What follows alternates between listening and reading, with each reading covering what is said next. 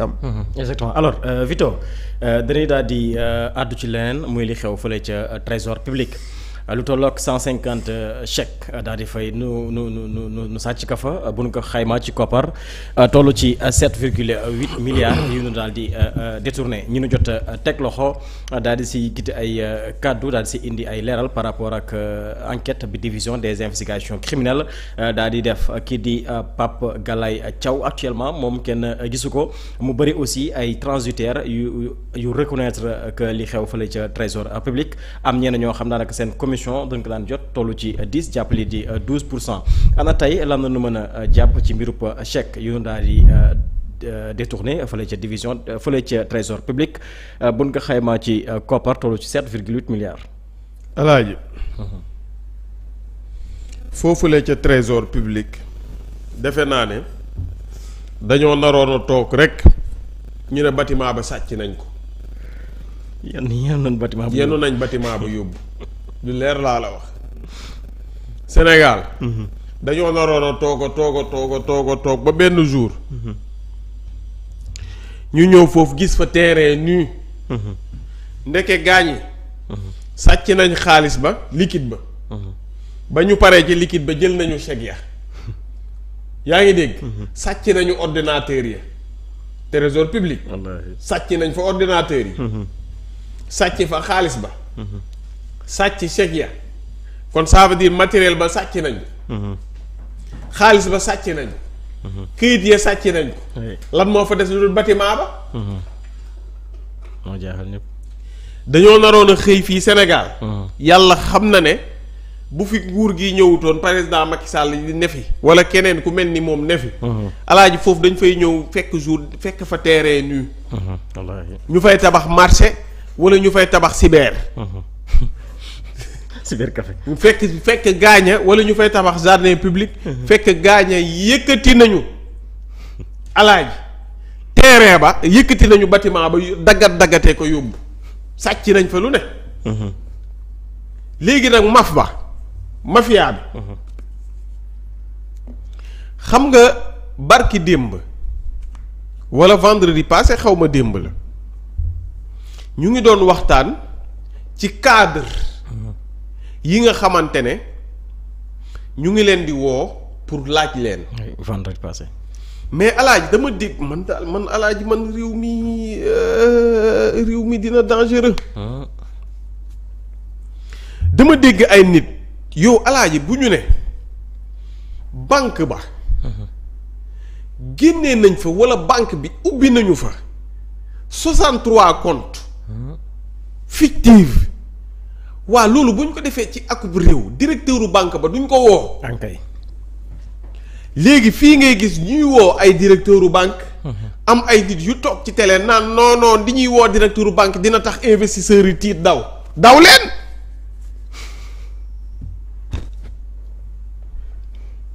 réew mu ñu war a lijjanti. war koo teg ci yoon ba mu ne koroj kocc nga gis ay chroniqueur waaye yow man ñii ay chroniqueur lañu. wala ay.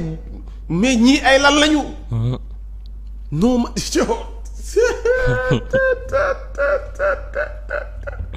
ay waay sénégalais yi. sénégalais yi man ñii. non ñii yabaate nañu. loolu de moo jaaxal ñëpp. mais déglu nga ma yow. wallaay dégg naa ñu ne banque. ci ab réew dañoo jël 63 comptes fictifs. dafa bëri sax 63. ñu ne hors cadre budgétaire. ubbi ko ci ay banque wala ubbi ko ci banque ak bu mu mënti doon. waa loolu ñu woo chefu banque ba. bu loolu concerné ne ko kaay wax ñu li yaa est-ce que y'a plus normal que ça dans un pays am na lu gën a normal lii nii. mais nga gis akub dof bu toog ci plateau télé tuddee boppam chroniqueur. naan investisseurs yaa ngay tiit parce que ña ngay convoqué. ñu ngi convoqué directeur u banque yi waa xam nga lan moo waroon a tiital investisseurs yi bu ñu toogee dégg ne Sénégal ubbi nañu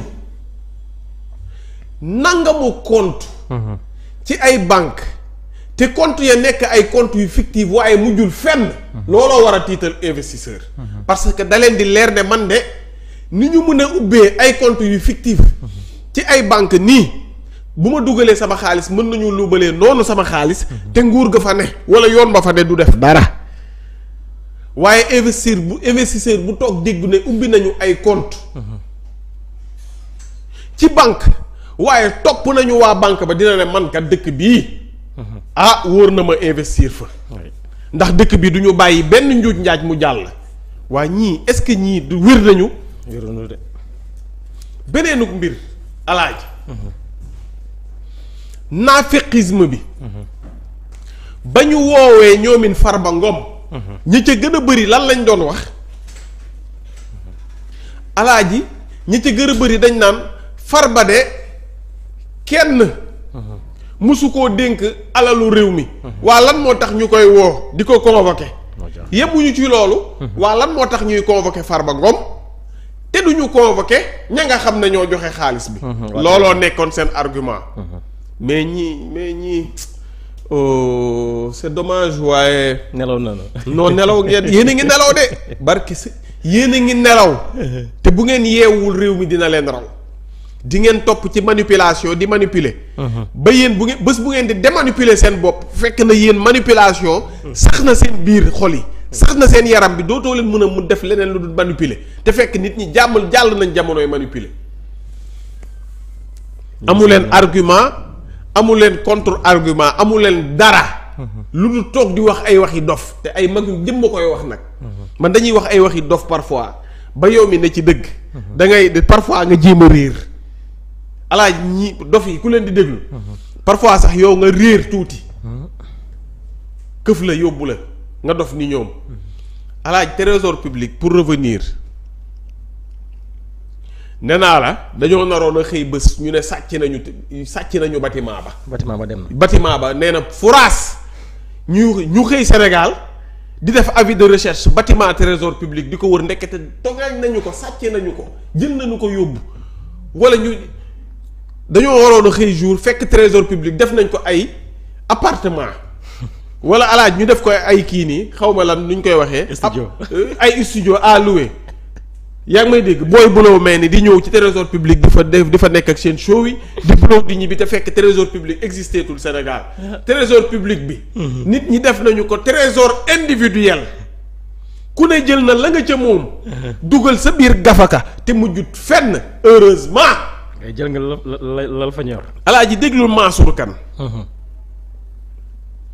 moom mi bokk ci ñi ñu woo moom transitaire la woon transitaire moo nekk nii les dernières révélations explosives de l'enquête alaaji affaire des chèques dérobés au trésor et empochés par des transitaires Mansour Kane moom xam nga lu mu wax mu ne une chose est sûre li ma lay wax ne naroon nañu sàcc bâtiment ba nee na ce trafic de chèques du trésor mooy wàllum trafiqué chèques yooyee nga xamante ne mooy trésor mu ne est une pratique au trésor que beaucoup d'autres personnes faisaient mooy du man dong de. yàgg nañu ko faa def. yàgg nañu jël ay chèques trésor. di dem di ko fayeeku di jël suñuy pourcentage te fekk na ñooñee di ay agent wu trésor. ñoom ñoo koy liggéey. très bien ñoom ñoo nekk principal source bi ñoom ñoo nekk ndeyu mbilli gi. alaaji mu ne. Il faut s'intéresser aux services qui font le rapprochement entre les comptes de transfert des comptables centraliseurs, dit-il aux policiers. Alaaji mu ne je ne suis pas la seule personne qui pouvait leur proposer ce deal. Toutes ces personnes pourraient être associées dans d'autres réseaux qui faisaient comme moi. Très bien. Affirme Mansour sur PV. déglu ma ba tey.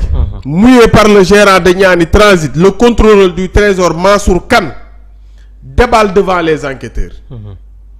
Comme je suis le premier à être arrêté les gens veulent tout mettre sur mon dos moom mii Mansour Kane nekk contrôleuru trésor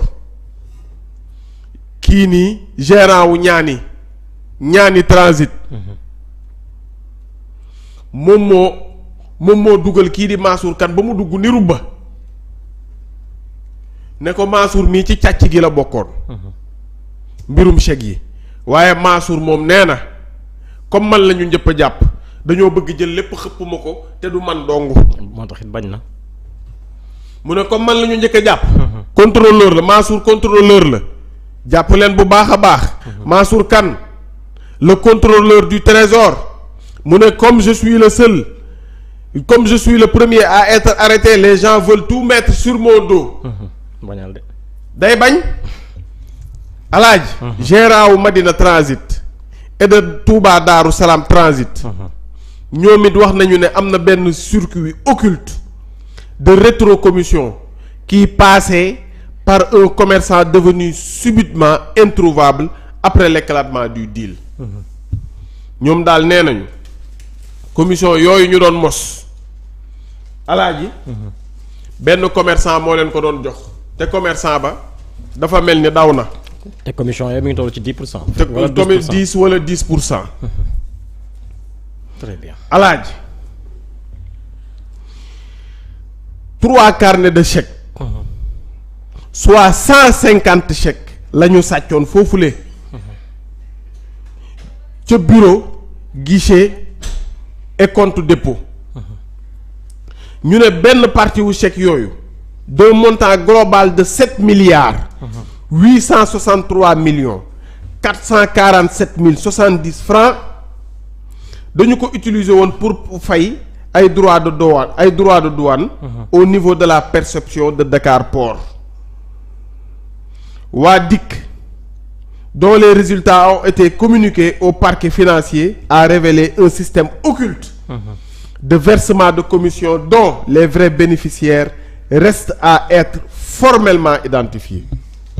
Alaaji Mamadou Ly moo nekk gérant wu Madina Transit moom ba mu demee ca DIC wax na ne recevoir na benn chèque boo xamante ne toll na ci 675,850 millions et 689,922 millions de francs mu ne des mains de ses voisins Pape Galaye Thiaw qui tiendrait un magasin de vente de téléphone. ñu ne moom ba tey moom lii moom soutient ne pas savoir d'où ce dernier a eu les chèques mais il a ajouté lui avoir remis les commissions de 10% sur le montant global. moom daal bañ ko joxee chèques yi. chèques ya toll ci 600 et quelques millions beneen ba toll ci 689 millions moom nee na ka ko jox chèque bi moom xamul fa mu jëlee chèque bi waaye ba mu retiré chèque ba pare jox na ko 10%. très bien. ba ñu ko dégloo. alaaji kii di Lamine Ba moom mu ngi nekk Touba Darou Salam Transit. Lamine Ba nee na 688,235 millions de francs CFA. et 712,587 millions de francs CFA a aussi affirmé avoir reçu contre des commissions de 10% deux chèques du commerçant qui auraient comme par magie disparu dans la nature. mu ne moom wóor na ko ni commerçant boobu qui aurait été depuis lors moom mi nga xam ne fay na téléphone yi depuis boobu n'est qu'un lampiste d'autant qu'il n'a pas pu pénétrer au trésor pour dérober les chèques. en tout cas daal alaaji yëf yaa ngi mbirum enquête chèque ya li leer ba leer doon mooy man liñ ci war a jàngat mooy naroon nañoo jékki-jékki fekk trésor public sàcc nañu ko parce que nit ñen nañu fay sàccee dafa jéggi dayoo léegi nag lii na ci yoon def liggéeyam yoon kat mi ngi si bu ci yoon di def liggéeyam ñu ne non trésor public ñu ne non mais nañu waxante dëgg nañu waxante dëgg réew mi da koy liggéey wala ñu ba ko réew mi dañ koy jubbanti wala ñu ba ko doxalal très bien Momo li xew fële ci trésor doy na waar 150 chèques na fa sàcc buñ ko xaymaa ci koppar toll ci 7,8 milliards ñi nga xam ne actuellement ñoom doon njëkk a jàpp daanaka